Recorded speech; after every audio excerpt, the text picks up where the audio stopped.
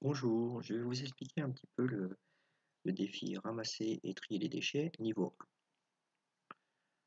Le but étant de motoriser, c'est de programmer la barrière motorisée, la barrière automatisée. Le déplacement du robot a déjà été programmé, donc vous n'avez pas à gérer le déplacement du robot, vous avez seulement à programmer la barrière automatisée. Je vous conseille d'aller voir dans les entrées-sorties afin de voir les différents servomoteurs et capteurs que comporte cette barrière automatisée. Lorsque l'on passe en mode manuel, on peut gérer directement les servomoteurs, donc l'angle des servomoteurs. Vous avez un servomoteur pour lever la barrière et des servomoteurs pour gérer l'inclinaison des lamelles.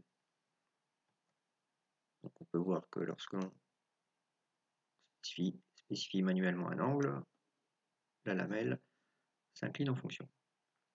Je vous rappelle que les servomoteurs possèdent on peut gérer un angle positif ou négatif, donc ils vont jusqu'à plus 180 et moins 180. Ça va surtout permettre dans ce mode-là de déterminer l'angle pour lever la barrière. Et on s'aperçoit que si on met un angle positif, la barrière ne bouge pas, tout simplement parce que en fait vous lui demandez de s'enfoncer dans le sol. Alors que quand on va dans les négatifs, on s'aperçoit que la barrière se lève.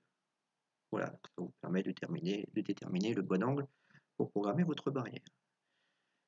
Je vais repartir en automatique, donc là la barrière se remet directement dans sa position initiale. Vous allez devoir également utiliser les commandes OU et pas. Donc ces commandes, vous les trouvez dans les opérateurs.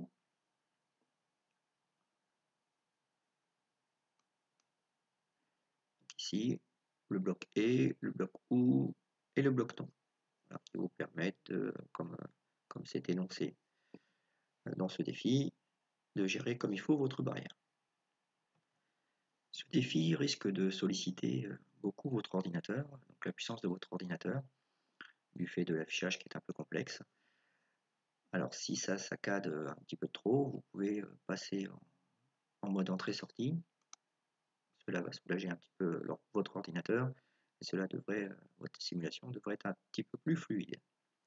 Également, vous pouvez passer, agrandir la simulation, ça devrait également être un petit peu plus fluide au niveau de l'affichage. Voilà, pour revenir, il suffit de stopper la simulation. Voilà, et vous redécouvrez le mode programmation. Et bien écoutez, je vous souhaite une bonne programmation.